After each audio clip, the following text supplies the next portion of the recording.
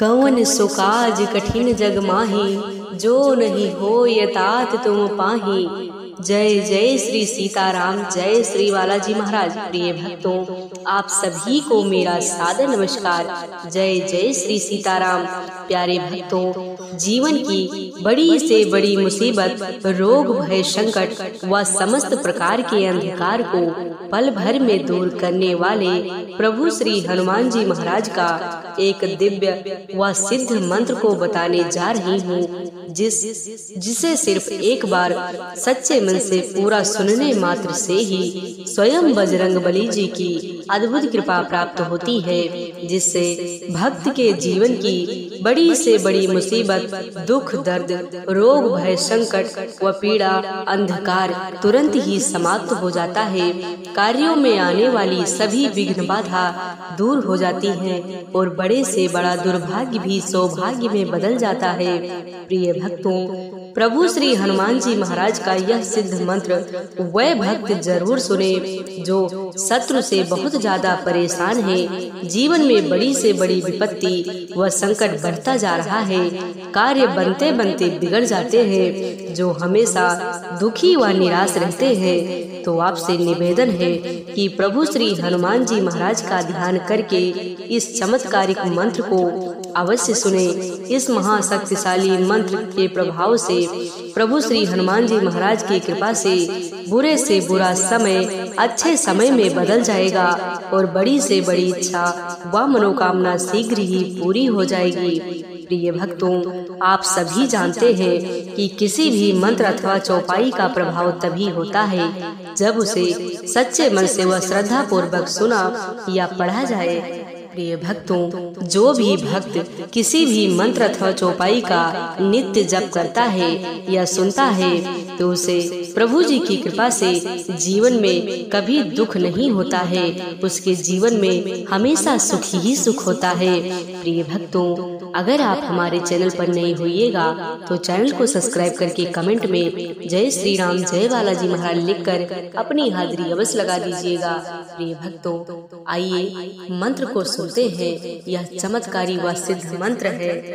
ओम श्री वज्रदेहाय राम भक्ताय वायुपुत्राय नमोस्तुते। ओम श्री वज्रदेहाय राम भक्ताय वायुपुत्राय नमोस्तुते।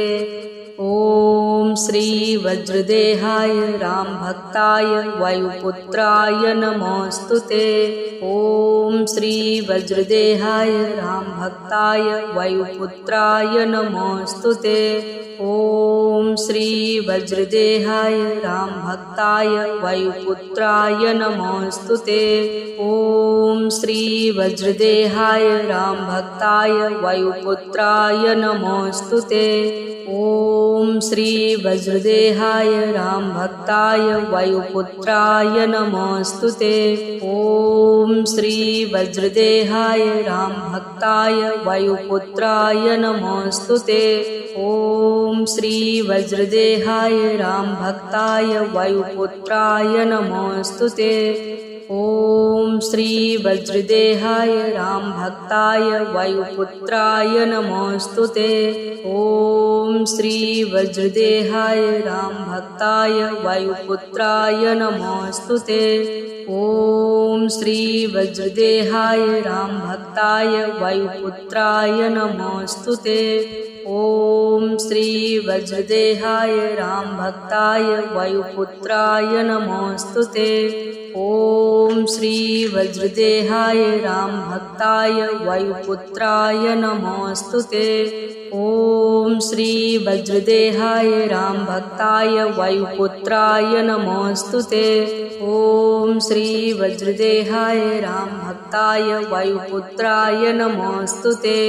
ओम श्री वज्रदेहाय राम भक्ताय वायुपुत्राय नमोस्तुते।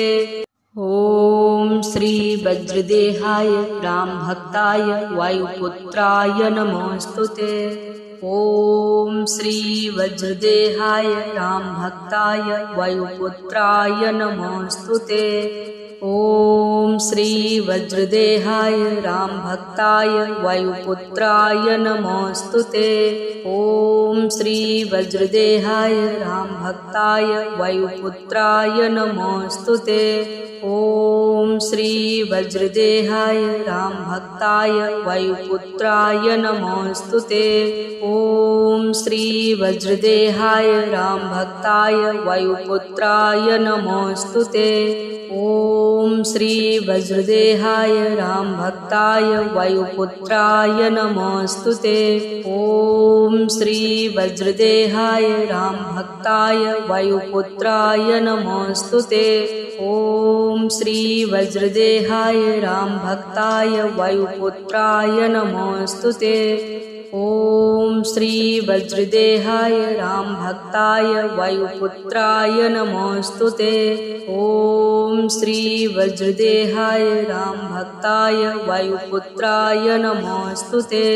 ॐ श्री वज्रदेहाय रामभक्ताय वायुपुत्राय नमोऽस्तुते।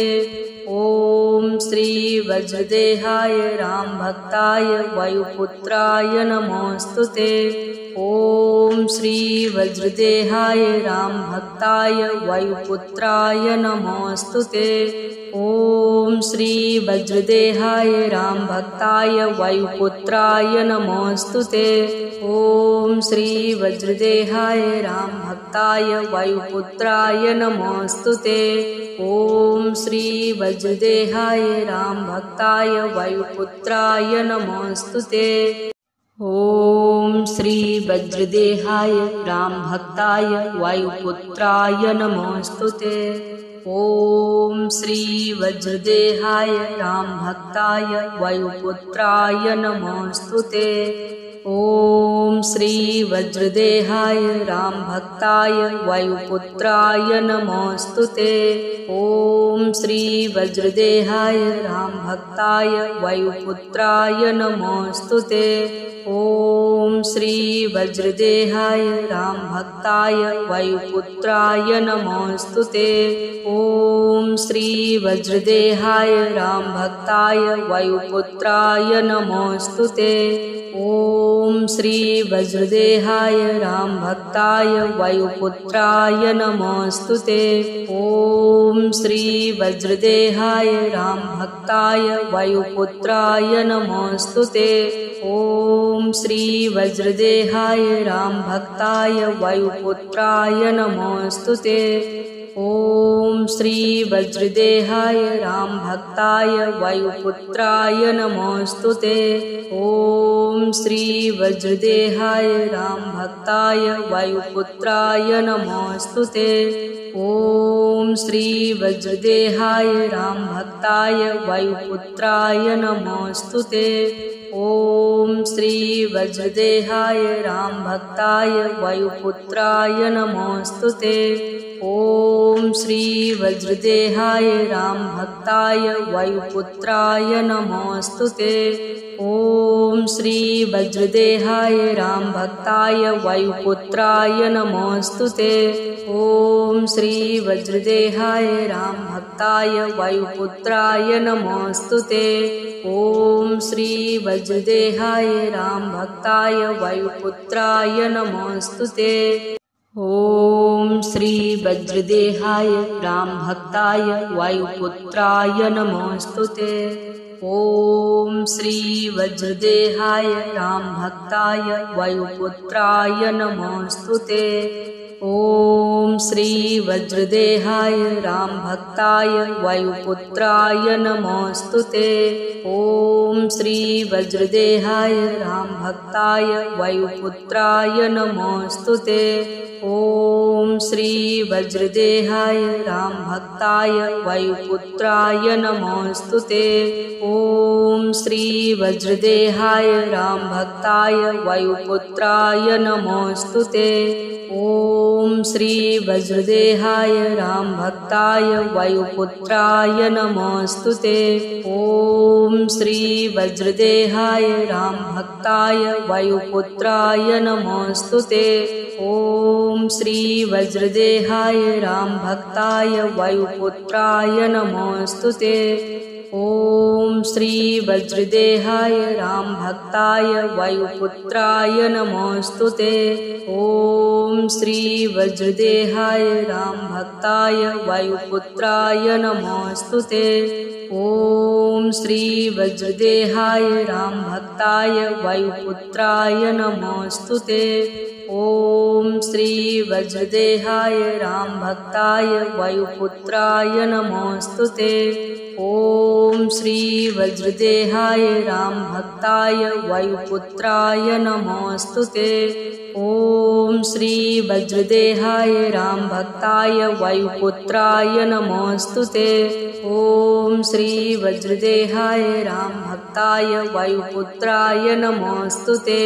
ॐ श्री वज्रदेहाय रामभक्ताय वायुपुत्राय नमोऽस्तुते। ॐ श्री वज्रदेहाय रामभक्ताय वायुपुत्राय नमोऽस्तुते। ॐ श्री वज्रदेहाय रामभक्ताय वायुपुत्राय नमोऽस्तुते। ॐ श्री वज्रदेहाय रामभक्ताय वायुपुत्राय नमोऽस्तुते।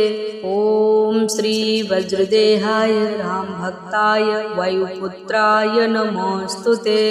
ॐ श्री वज्रदेहाय रामभक्ताय वायुपुत्राय नमोऽस्तुते। ॐ श्री वज्रदेहाय रामभक्ताय वायुपुत्राय नमोऽस्तुते। ॐ श्री वज्रदेहाय रामभक्ताय वायुपुत्राय नमोऽस्तुते।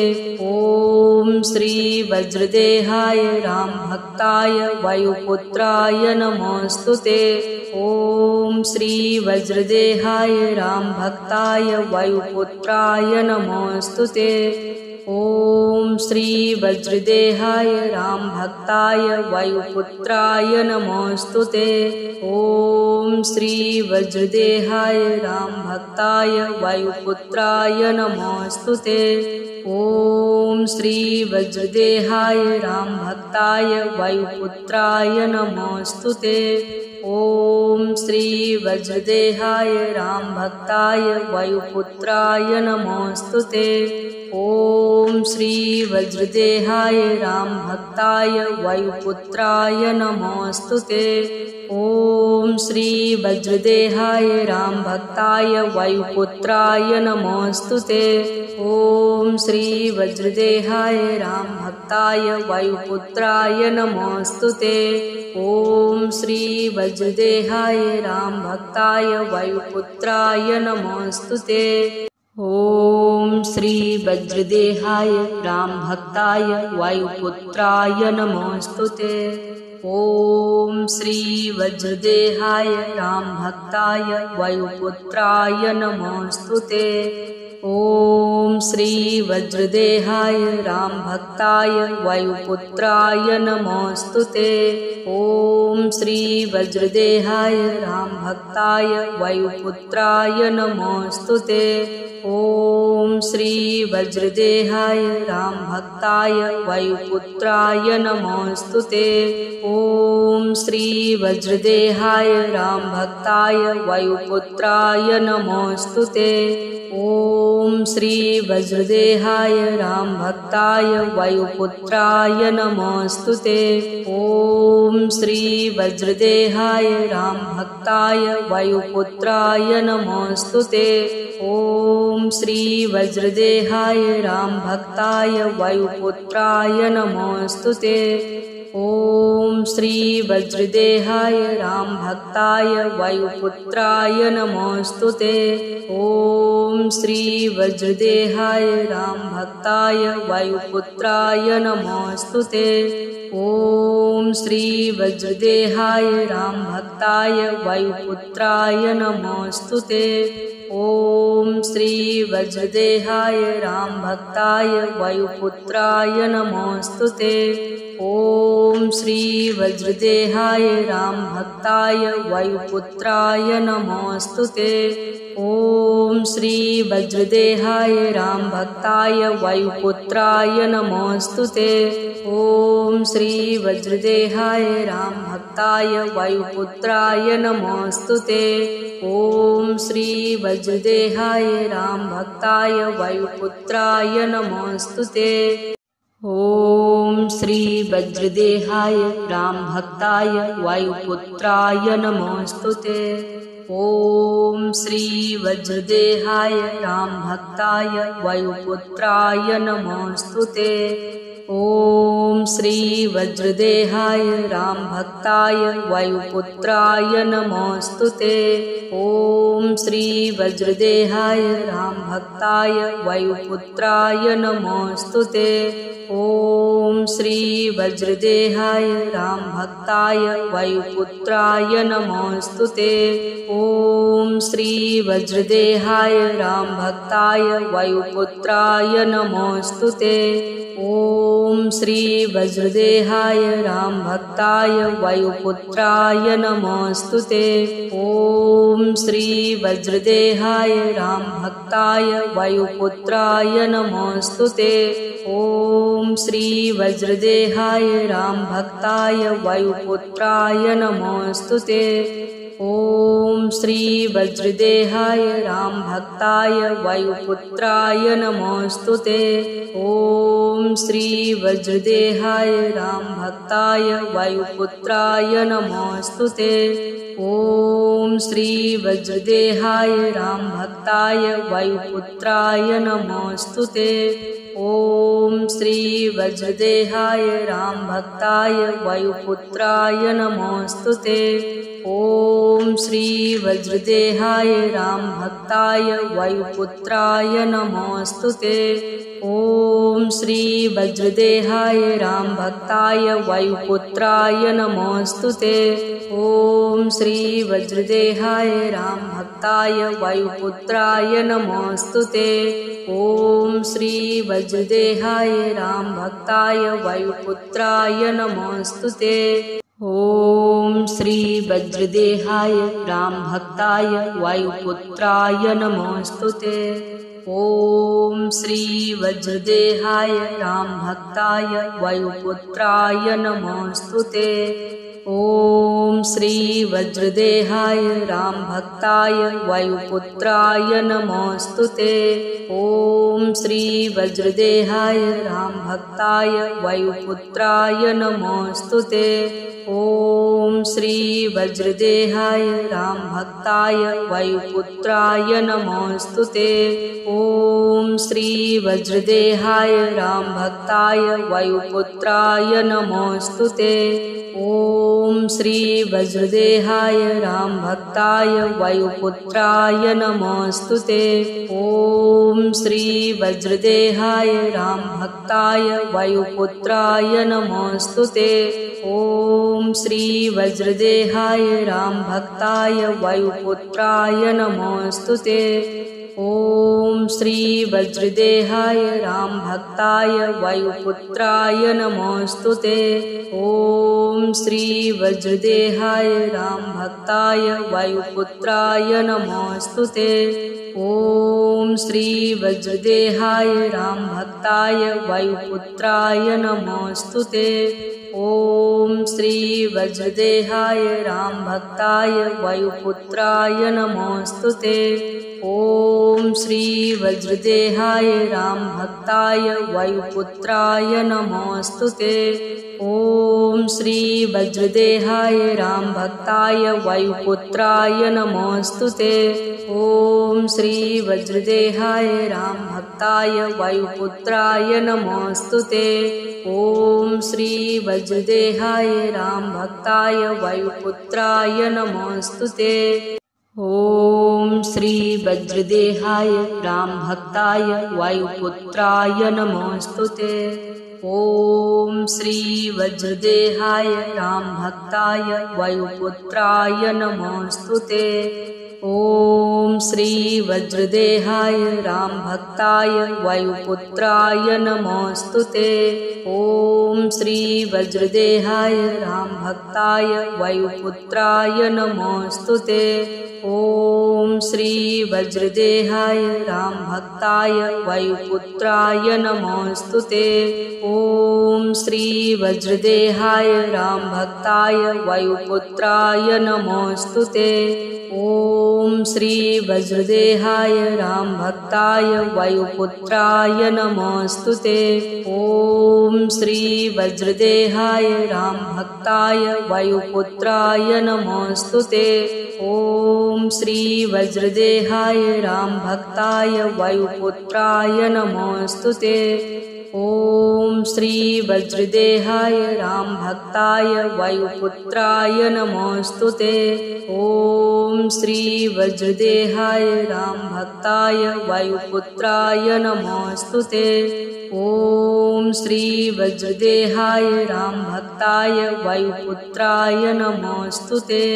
ॐ श्री वज्रदेहाय रामभक्ताय वायुपुत्राय नमोस्तुते। ॐ श्री वज्रदेहाय रामभक्ताय वायुपुत्राय नमोस्तुते। ॐ श्री वज्रदेहाय रामभक्ताय वायुपुत्राय नमोस्तुते। ॐ श्री वज्रदेहाय रामभक्ताय वायुपुत्राय नमोस्तुते। ॐ श्री वज्रदेहाय रामभक्ताय वायुपुत्राय नमो